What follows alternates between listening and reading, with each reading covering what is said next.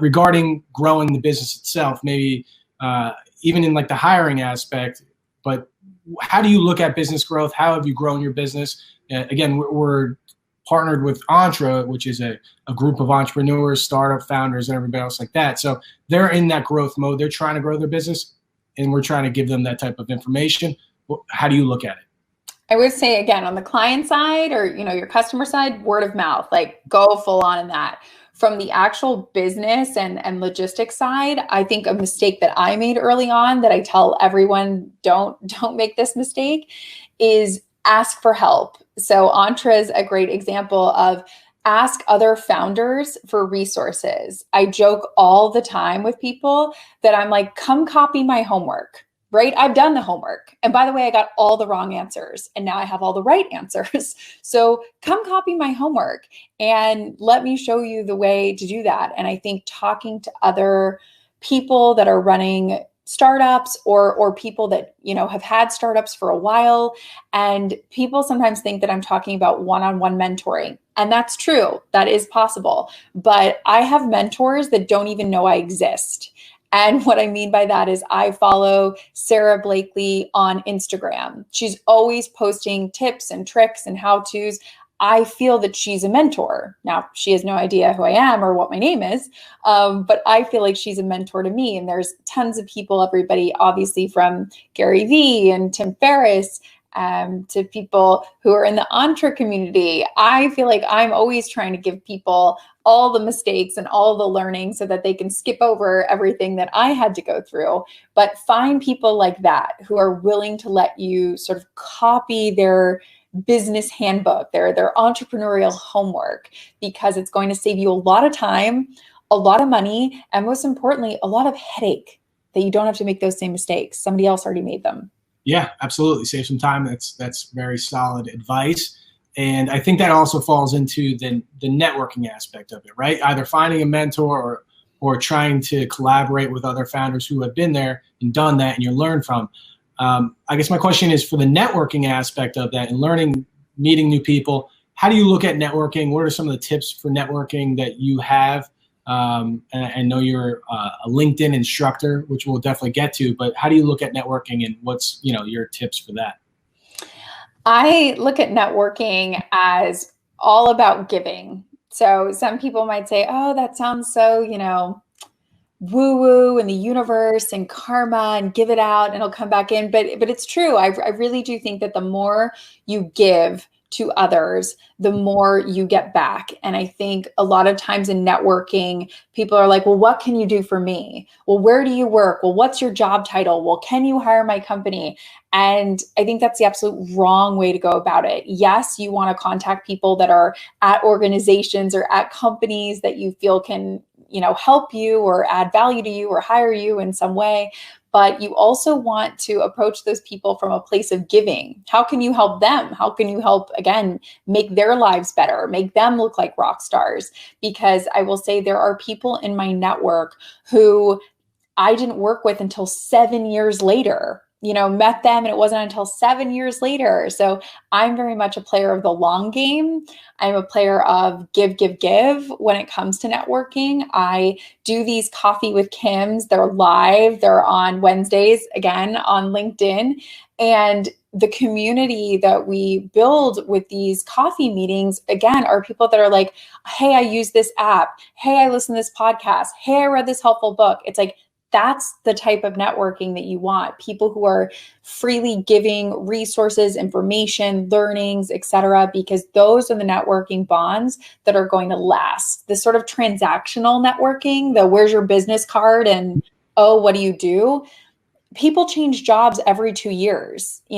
Charlie could be at one company today, and in a year, he could get an awesome promotion at some other company making twice as much. So you don't really want the transactional of, oh, Charlie's the SVP of this. You want Charlie as like a human, because wherever Charlie goes, Charlie will carry you. And I think that some people get too caught up on titles and where people work instead of getting caught up on the human, because that's the person that you need to follow. Yeah, build that relationship. I like that a lot. Add the value and try to help them out, and then it'll come back. And even if it doesn't come back, it's a great way to live. someone said that, and I like that a lot. We're talking about networking. I want to definitely point out, throw your LinkedIn profile in the comments so that people can connect with each other. And also, please ask a question for Kim. We'll get to the Q&A in just a bit. So start firing away some questions. Mike's going to take the questions and read them out loud.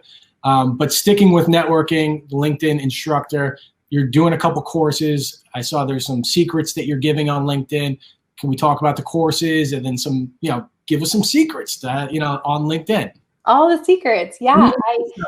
I was so excited to create these courses. The first one's all about entrepreneurship. And that's because I would constantly get the question like, how did you do this? Or how did you start this business? Or what, I saw you on Shark Tank. Like, how did you get on Shark Tank? How did you do this? And I thought, okay, I am going to make a whole course. It's over an hour long, and it's sort of all of my best learnings, all of my best how-tos, that if I could go back in a little time machine and plop myself down in January of 2011, I would be like, this course is my savior. This is an hour worth of like everything I need to know, to start the business. Because I know when I started my business, I started it by Googling how to start a business. So square one. So this course is for people that are curious about entrepreneurship, people who maybe already have an idea that they want to start, people that kind of have an idea that maybe this could be something that's interesting. It's a really great course. It's on LinkedIn Learning. It's one of my favorite things I've probably ever done and produced because it was such a labor of love. The second course I created was, again, to sort of answer this call of COVID. I mean, let's be honest. It's a dumpster fire, right? Like, this whole pandemic is awful. If you're a small business owner, look, I feel you, you feel me. Awful, dumpster fire, terrible.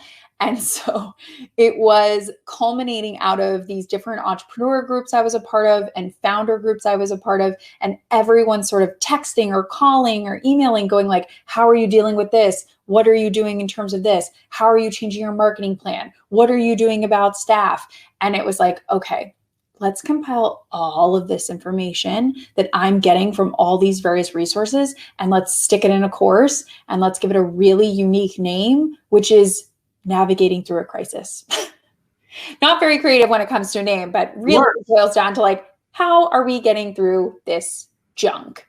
And so that course is, again, very niche, very specific. It's for people that are founders or small business owners that are navigating these crazy times that we find ourselves in. And that one is actually free. I'm so excited because I don't know if you saw the announcement, but Microsoft and LinkedIn announced I think it was like $100 million initiative to give away all this free learning for people that are struggling or out of work or kind of answering the call of COVID. And so my course was picked to be part of this like free offering. So anyone in the world, totally free, no paywall, anyone can access this course, which I love because I hate the idea of someone needing the help or a small business owner wanting to get information and them saying, oh, well, this cost, X amount and I don't have that amount to spare. That was like the worst feeling. So I was so excited that it was part of this Microsoft LinkedIn bundle announcement. Sure. Absolutely. It's very exciting.